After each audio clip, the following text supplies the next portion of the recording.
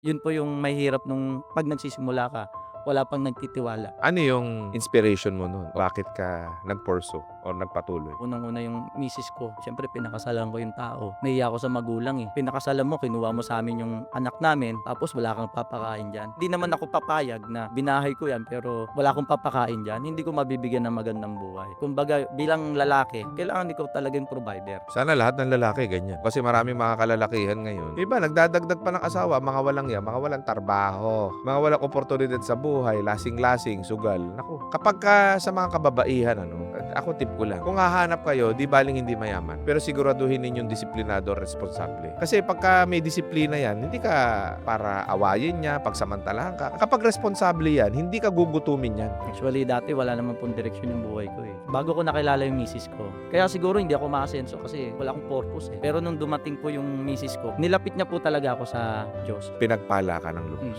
Kasi dahil dun sa misis mo na dinala ka doon sa tamang landas. Kasi kung hindi, baka pariwara rin ang buhay mo. Proud na proud po ako dun sa asawa ko. Eh dapat pumili po tayo ng tamang partner na makakatulong po natin sa buhay.